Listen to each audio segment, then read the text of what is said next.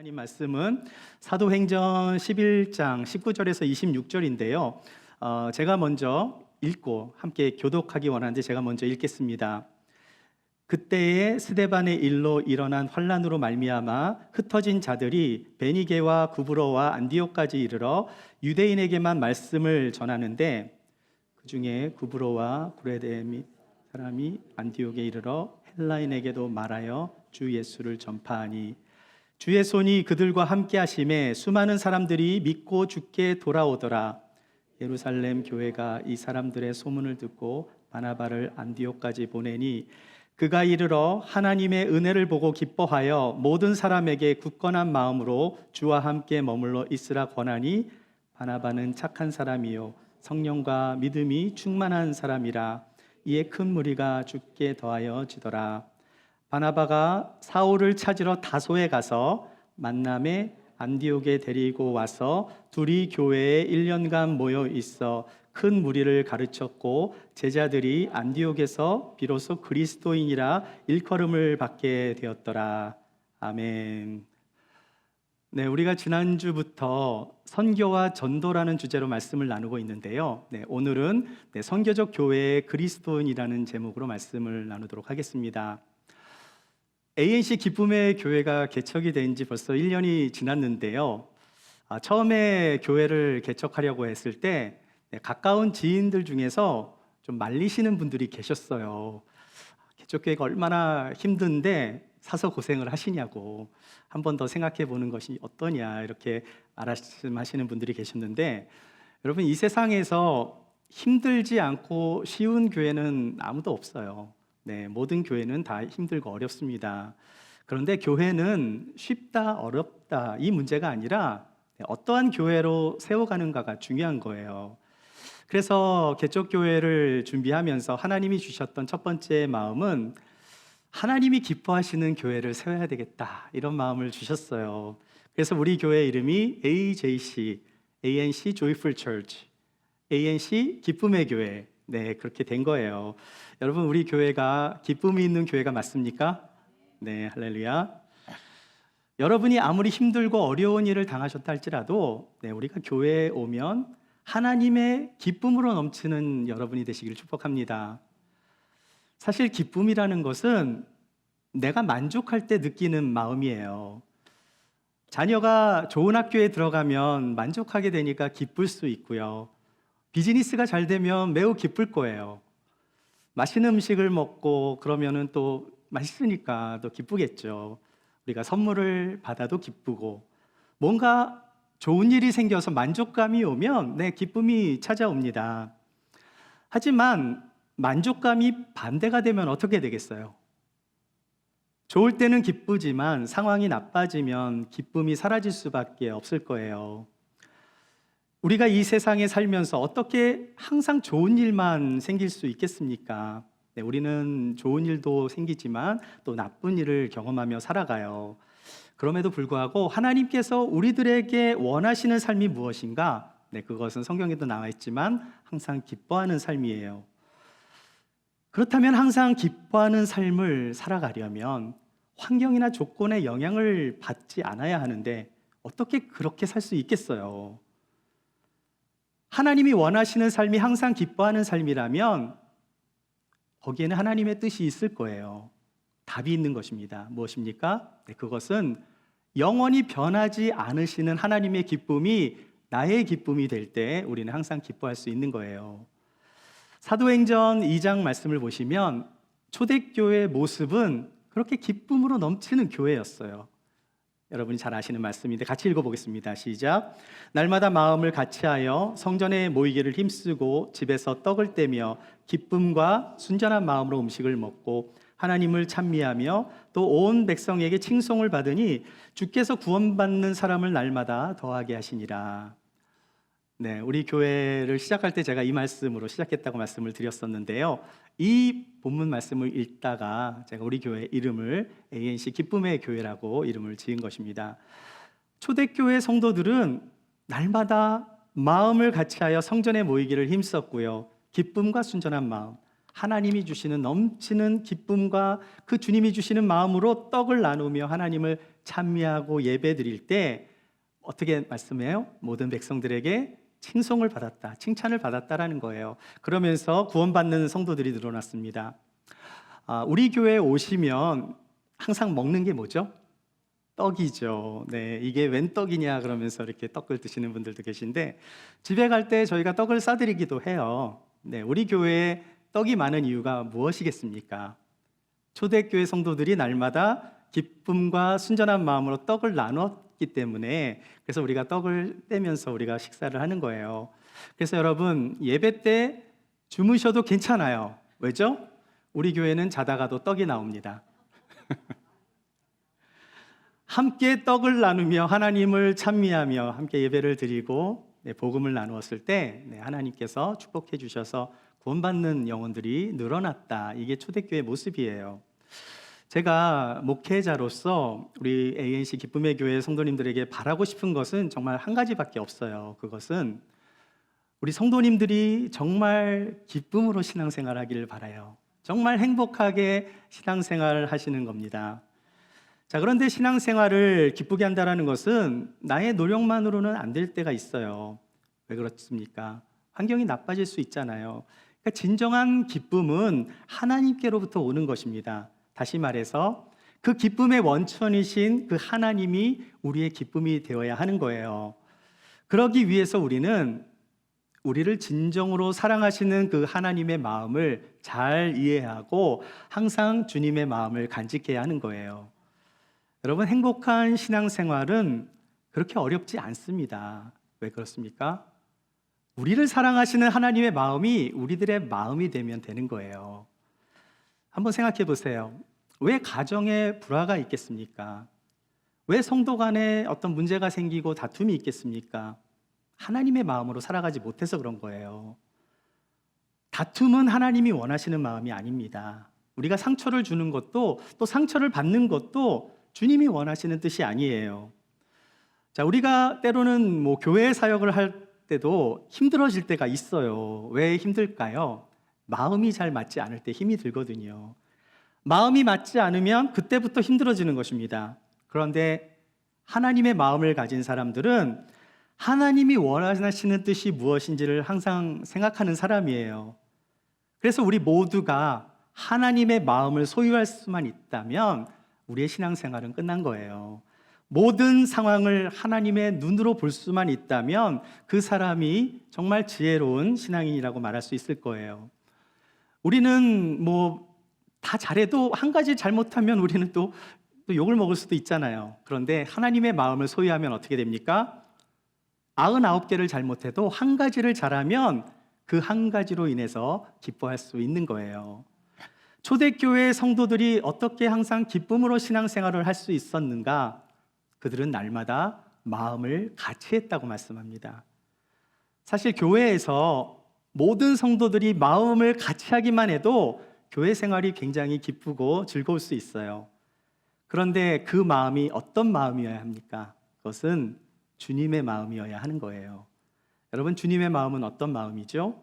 우리가 지난주에도 말씀을 나누었지만 잃어버린 영혼을 사랑하시는 마음, 죄인을 위하여 십자가에 달리신 그 은혜의 마음, 하나님은 이것을 우리들에게 주시기 위해서 이 땅에 교회를 세우신 것입니다.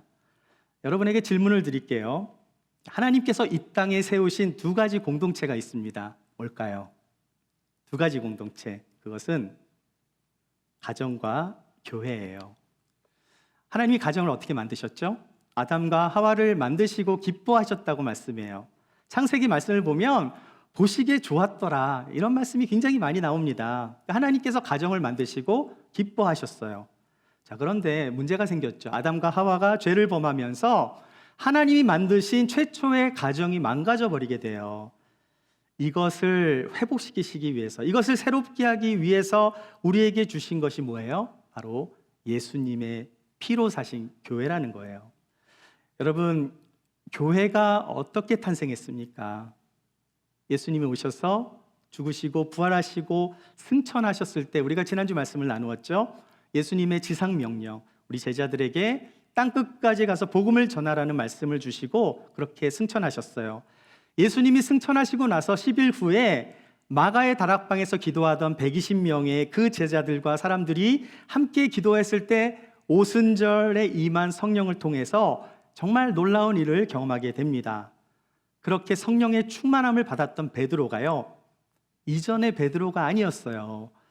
그날 하루만, 그 하루 동안 베드로가 했던 설교를 통해서 3,000명이나 되는 사람들이 예수 그리스도를 영접하게 돼요.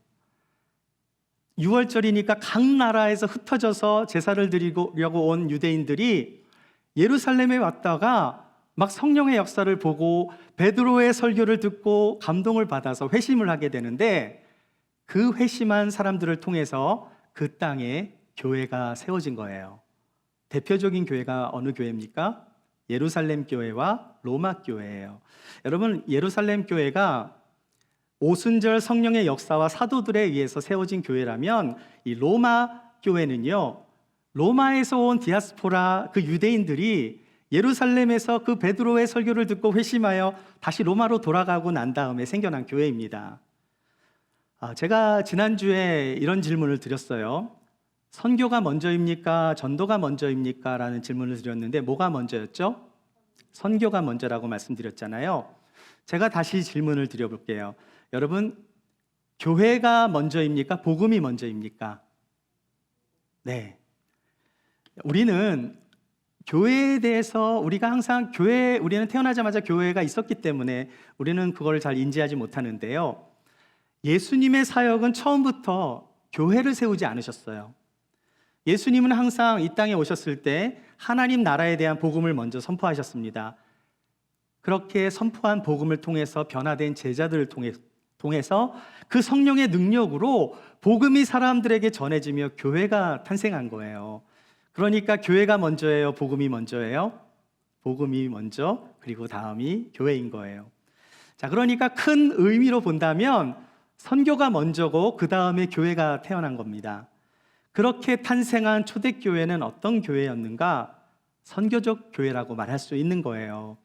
제가 지난주에도 말씀을 나누었지만 선교라는 단어가 어디서 온 것입니까? 한번 복습해 볼게요.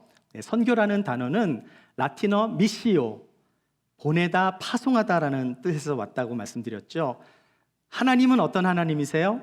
선교하시는 하나님. 라틴어로 미시오 데이, 하나님의 선교입니다. 하나님께서 독생자 아들 예수 그리스도를 이 땅에 보내주셨어요. 그러니까 보내신 하나님이 계시고요, 보내심을 받은 예수님이 계신데, 예수님은 하나님으로부터 이 땅으로 보내심을 받아 선교적 삶을 사신 거예요. 예수님께서 공생애를 시작하시며 처음 복음을 전파하셨을 때 내가 복음을 전하기 위해 내가 왔노라라고 말씀을 하셨고요. 그리고 마지막 또 제자들을 승천하시면서 제자들한테 남기신 지상 명령이 무엇입니까? 땅끝까지 복음을 전하라 명하신 거예요. 자, 그러니까 예수님은 처음부터 복음을 위해 이 땅에 오셨고 마지막 순간에도 제자들에게 땅끝까지 복음을 전하라고 말씀하시면서 그 사명을 우리들에게 맡기신 것입니다. 그러므로 예수님의 삶은 처음부터 끝까지 선교적 삶이었고, 그렇게 성령의 역사와 복음의 능력으로 세워진 초대교회는 처음부터 선교적 정체성을 가지고 그렇게 교회가 탄생한 거예요.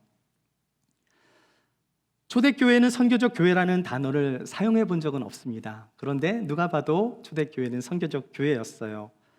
여러분, 선교적 교회라는 단어를 처음 사용한 분을 들어보셨을 텐데 레슬리 뉴비긴 목사님이라고 들어보셨을 겁니다.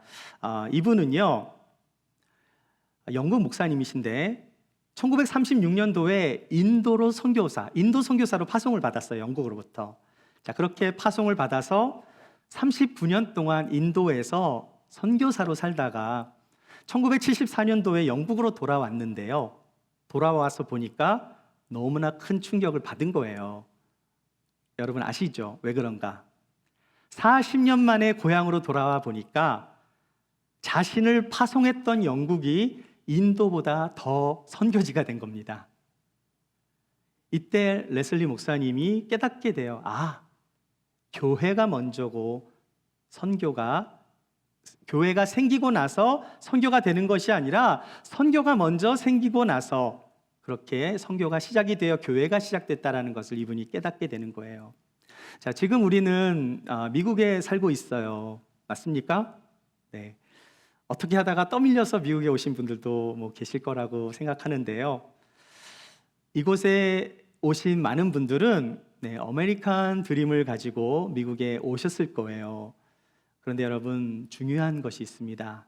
무엇입니까? 우리는 아메리칸 드림을 이루러 온 것이 아니라 하나님의 드림을 위해 이 땅에 온 거예요. 그래서 여러분, 선교적 삶이 무엇인가? 선교적 삶이란 내 꿈을 이루기 위해 살아가는 것이 아니라 하나님의 부르심을 받아 하나님의 꿈을 이루기 위하여 이 땅에서 살아가는 삶이 선교적 삶인 거예요. 하나님이 이 땅을 치유하실 수 있도록 하나님이 우리를 이곳에 선교사로 부르셨다라는 정체성을 갖는 것이 바로 선교적 삶인 거예요.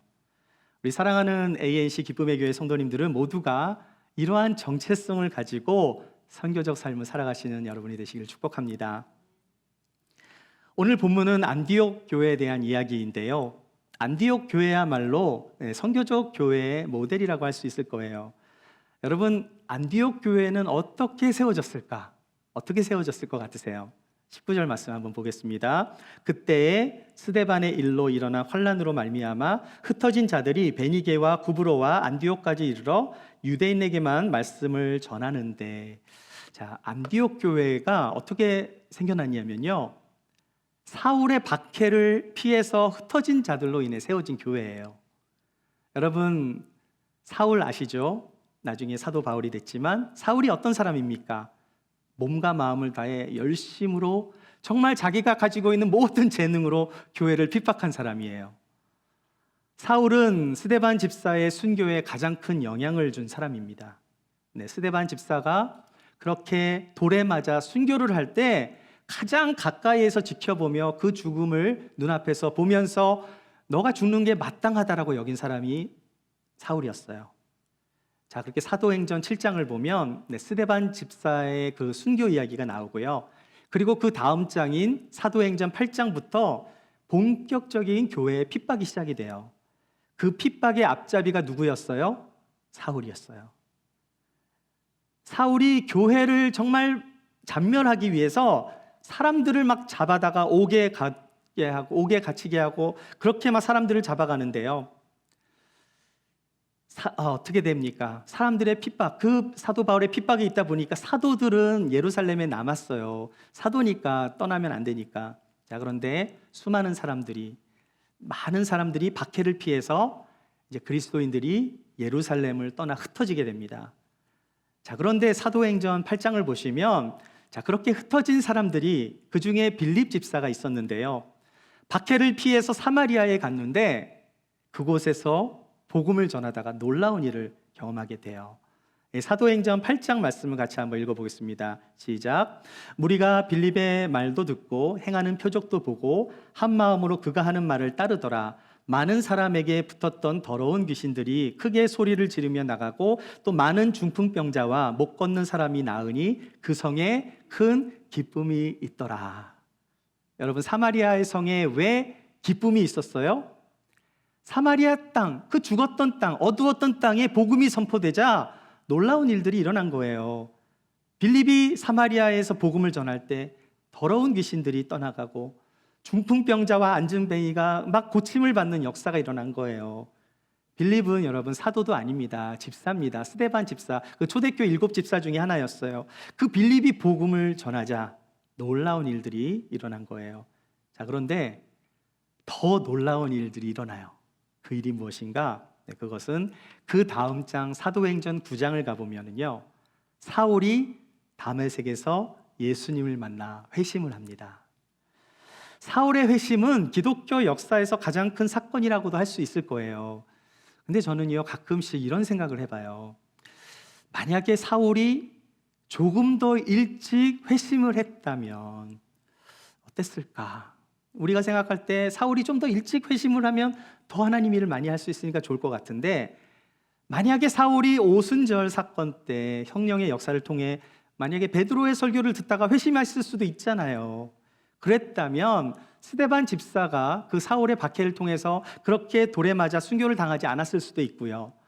만약에 스데반 집사가 살아 있었더라면 빌립보다 더 큰 일을 행할 수 있었을 텐데, 하나님의 관점으로 볼 때 그 스데반의 죽음은 너무나 안타깝고 커다란 손실이 아닐 수 없는 거예요.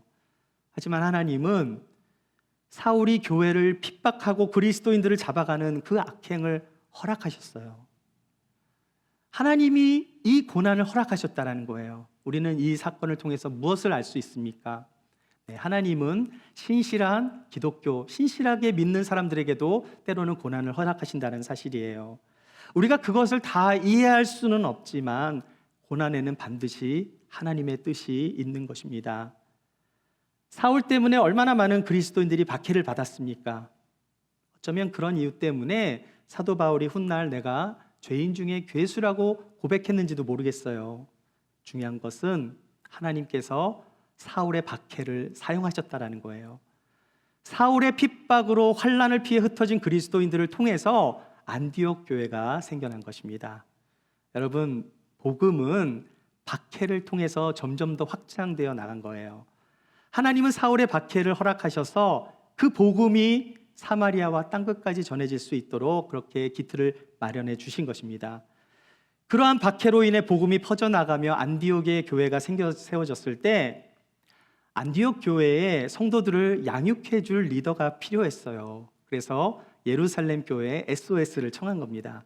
그러자 예루살렘 교회에서 누구를 파송합니까? 24절을 볼게요. 24절을 보시면 바나바는 착한 사람이요 성령과 믿음이 충만한 사람이라 이에 큰 무리가 죽게 더하여 지더라. 바나바는 어떤 사람이에요? 착한 사람. 착한 사람은 어떤 사람일까요? 네, 좋은 성품을 가진 사람 같은데요. 좋은 성품이란 하나님의 마음을 가진 사람을 의미해요. 안디옥 교회의 리더가 필요했을 때 예루살렘 교회는 안디옥 교회를 위해서 정말 주님의 마음을 가진 사람, 성령과 믿음으로 충만한 그 하나님의 성품을 가진 사역자를 보내주었는데 그 사람이 누구예요? 바나바였어요. 바나바는 마음이 따뜻하고 사랑이 많았던 사람이에요. 어떻게 알 수 있습니까? 사울이 회심을 했는데 회심한 사울을 사람들이 두려워했어요. 같이 할지도 모르니까. 당시 사도들도 사울을 두려워했습니다. 언제 또 바뀔지 모르잖아요. 그런데 그 회심한 사울을 가장 먼저 품어준 사람이 누구예요? 바나바였습니다. 바나바는요, 안디옥 교회에 함께 동역할 사역자를 찾다가 그리스도의 종이 된 사울과 함께 동역하기로 마음을 먹은 거예요. 그래서 25절과 26절을 읽어보겠습니다. 시작. 바나바가 사울을 찾으러 다소에 가서 만남에 안디옥에 데리러 와서 둘이 교회에 1년간 모여 있어 큰 무리를 가르쳤고 제자들이 안디옥에서 비로소 그리스도인이라 일컬음을 받게 되었더라. 예루살렘에서 안디옥으로 파송된 바나바는 안디옥으로 파송을 받으러 갈 때 다소에 있었던 그 사울을 만나기 위해서 다소에 들려서 사울을 데리고 안디옥에 가서 함께 안디옥 교회 성도들과 함께 동역하며 양육하며 그들을 가르친 거예요. 그렇게 바나바와 사울이 안디옥에서 큰 무리들을 가르쳤을 때 어떻게 됩니까? 가르침을 받은 제자들이 비로소 그리스도인이라는 일컬음을 받게 된 거예요. 여러분, 그리스도인의 헬라어는요 크리스티아노스입니다. 크리스티아노스가 크리스찬이에요. 이 뜻은 그리스도를 따르는 자 또는 그리스도의 추종자라는 뜻입니다. 자, 그런데 안디옥 교회 성도들이 자신들을 스스로 그리스도인이라고 부르지 않았어요. 세상 사람들이 안디옥 성도들의 모습을 보니까 이 사람들은 뭔가 달라 보였거든요. 이 사람들은 우리랑 좀 다른 것 같아. 막 사랑이 많아요. 막 구제에도 힘을 쓰고 또 보니까 거룩하게 살아요. 죄를 짓지도 않고. 이런 모습을 사람들이 보면서 이 사람들은 그리스도를 따르는 사람이야. 이 사람들을 보니까 그리스도의 추종자들이라고 이들을 크리스티아노스라고 그렇게 불렀던 거예요. 여러분은 그리스도인이십니까? 아멘. 세상 사람들이 여러분을 볼 때 당신은 그리스도인이군요 라는 이야기를 들으신다면 여러분은 진짜 그리스도인이 맞아요. 그런데 당신을 보니까 교회 가고 싶은 마음이 확 사라졌어요. 혹시 어느 교회 다니세요? 이 교회 다니는데 그럼 난 딴 교회 갈게요. 만약 그런 이야기를 여러분이 들으신다면 심각하게 자기 자신을 좀 돌아보셔야 됩니다. 그런데 당신을 보니까 예수님이 보이네요. 당신을 보니까 정말 하나님이 살아계신 것 같아요. 당신에게는 그리스도의 향기가 나타납니다. 어느 교회 다니십니까? ANC 기쁨의 교회. 우리 사랑하는 ANC 기쁨의 교회 성도 여러분은 모두가 이런 이야기를 들을 수 있는 여러분이 되시길 축복합니다. 그런데 이 말을 누가 해줘야 돼요? 네, 우리 같은 셀 모임에서 하는 게 아니라 교회 밖에서 들으실 수 있어야 돼요. 아이들한테 세뇌시켜가지고 엄마가 내가 너한테 얼마나 잘했는데 이러면서 좋은 얘기 듣는 게 아니라 정말 아이들이 우러나오는 마음으로 우리 부모님은 정말 좋은 그리스도인입니다. 이런 이야기를 가정에서도 들을 수 있어야 하는 거예요. 여러분은 그리스도인입니까? 소리가 좀 작은 것 같은데 여러분 그리스도인 맞죠? 아멘. 네, 그렇다면 여러분은 예수님을 따르시는 분이세요. 예수님을 따르는 사람이란 예수님께 순종하는 사람입니다. 나의 뜻도 있고 내가 원하는 뜻도 있지만 그리스도인이란 주님의 뜻에 나의 뜻을 맞추어 주님의 뜻대로 살아가는 사람이 바로 그리스도인인 거예요. 여러분, 안디옥 교회가 왜 선교적 교회일까요? 지금 안디옥 교회에서 가장 영향력을 끼치는 사역자가 누구예요? 네, 바나바와 사울인데 1년 후에 안디옥 교회는 바나바와 사울을 선교사로 파송합니다. 놀랍지 않아요? 이게 과연 쉬운 일인가?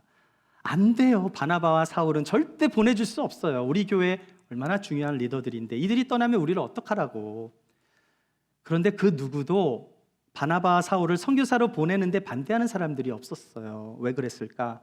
안디옥 교회는 선교적 교회였거든요. 하나님의 나라를 위해서 더 큰 일을 하게끔 할 수 있도록 바나바와 사울을 기쁨으로 파송했던 거예요. 사랑하는 여러분, 그리스도인들은 선교적 삶을 살아가는 사람들이에요. 이것이 그리스도인의 정체성이 되어야 해요. 내가 미국에 학위를 따기 위해서 왔던, 일 때문에 왔던, 배우자 때문에 왔던, 어려운 환경 때문에 더 잘 살아보려고 왔던 다양한 목적으로 우리는 미국에 왔지만 선교적 삶이란 무엇입니까? 내가 사는 이곳을 거룩한 하나님의 나라가 되도록 만드는데 헌신하는 삶이에요. 지금 우리가 사는 미국은 더 이상 기독교 국가라고 말할 수 없는 나라가 되어버리고 있어요. 기독교 신앙으로 세워진 국가가 맞잖아요. 그런데 더 이상 우리는 기독교 국가라고 말할 수 없습니다.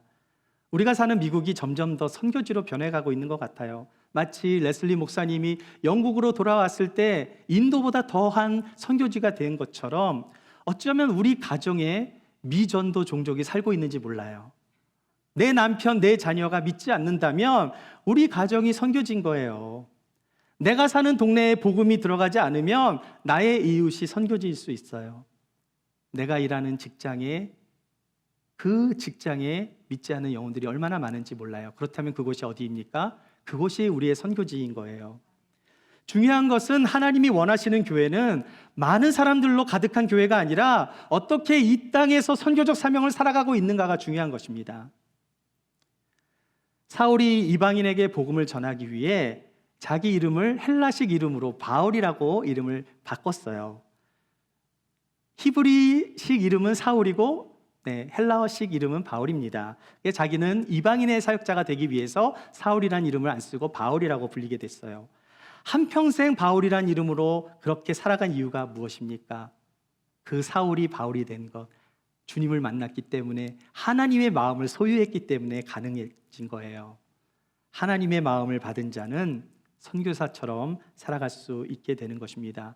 우리가 선교사의 정체성을 가지고 이 땅에서 살아간다면 나를 좀 싫어하는 사람을 만나도 그들을 미워하거나 저주하지 않을 거예요. 그들이 나한테 잘못해도 문제를 만들지 않을 것입니다. 왜죠? 미워하는데 어떻게 복음이 전해질 수 있겠어요?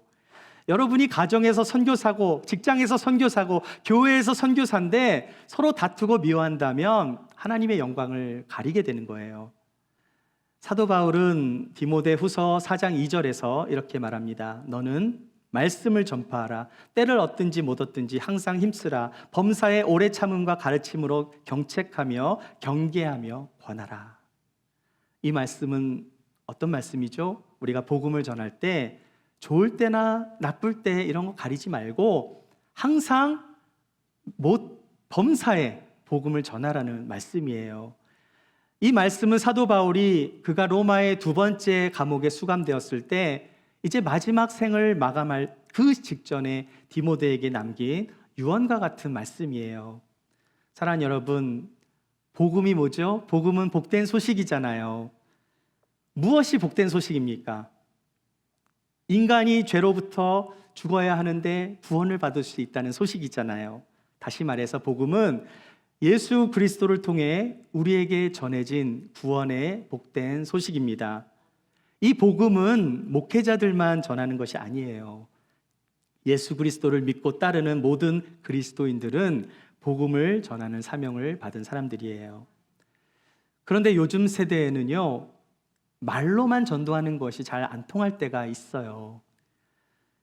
그렇게 좋은 것이면 당신이나 믿으세요. 요즘 문화가 그래요. 우리는 어떻게 이 문제를 해결해야 됩니까? 여러분, 예수님께서 하신 말씀을 기억해야 돼요. 우리 마태복음 5장 16절 읽어보겠습니다. 시작. 이같이 너희 빛이 사람 앞에 비치게 하여 그들로 너의 착한 행실을 보고 하늘에 계신 너희 아버지께 영광을 돌리게 하라. 이 말씀과 사도행전 2장의 말씀은 어떻게 연결이 됩니까? 사도행전 2장 말씀 다시 한번 보세요. 초대교인들은 모든 사람들한테 칭송을 받으며 구원받는 사람들이 늘어났다고 했잖아요. 어떻게 모든 사람들에게 칭송을 받을 수 있습니까? 이것은 구원받은 초대교인들이 예수님이 하신 말씀을 따라 살았기 때문에 생겨진 열매였어요. 다시 한번 예수님이 하신 말씀을 보세요. 예수님은 이 땅에 믿지 않는 사람들에게 너희의 착한 행실을 통해서 하나님께 영광을 돌리라고 말씀하고 있는 거예요. 그 착한 행실이 무엇입니까? 주님의 마음인 거예요. 바나바는 어떤 사람이었어요? 바나바는 착한 사람. 착한 사람은 어떤 사람입니까? 하나님의 마음을 소유한 사람이에요. 우리가 하나님의 마음을 가지면 악한 사람도 착한 사람으로 바뀌게 될 줄 믿습니다. 예수 그리스도를 만나 예수 그리스도의 영이 임하면 사울이 바울이 될 수 있는 거예요. 예수님은 너의 착한 행실로 구원을 이루라 이런 말씀을 하신 게 아니라 너의 착한 행실로 하늘에 계신 너희 아버지께 영광을 돌리게 하라 말씀하고 있어요. 우리는 하나님을 믿지만 세상 사람들은 그리스도인을 통해 하나님을 보는 거예요. 우리는 성경을 믿지만 세상 사람들은 그리스도인의 삶을 통해 하나님을 믿는 것입니다. 그렇기 때문에 그리스도인은 선교적 삶을 통해서 삶의 현장에서 하나님의 나라를 보여줄 수 있어야 해요. 선교적 삶이란 내가 사는 이곳에서부터 시작이 되는 거예요. 여러분이 사는 집에서부터 시작이 되는 것입니다. 여러분이 사는 일터에 일터에서 시작이 되는 거예요. 하나님은 우리의 삶을 통해서 영광 받으시길 원하시고 하나님의 나라가 확장되어지기를 소망하세요. 하나님을 믿고 따르는 사람이 크리스티아노스, 그리스도인인 것입니다. 예수님은 철저하게 선교적 삶을 사셨어요. 주님의 제자들도 선교적 삶을 살았고요. 수많은 그리스도인들이 선교적 삶을 살았기 때문에 오늘날 저와 여러분이 그 복음으로 말미암아 구원을 받은 백성으로 우리가 이곳에서 하나님을 마음껏 찬양하며 예배드릴 수 있게 된 것입니다. 사랑하는 여러분, 주님의 마음을 가지십시오. 잃어버린 영혼이 주님께로 돌아왔을 때 그 기쁨을 소유하십시오. 선교사의 정체성을 가지고 나의 꿈을 이루는 것이 아니라 하나님의 꿈을 이루어드리는 선교적 삶을 사십시오. 그리하여 우리를 통해서 하나님의 나라가 확장이 되고 하나님의 영광을 드러내시는 저와 여러분이 되시기를 주의 이름으로 축원합니다.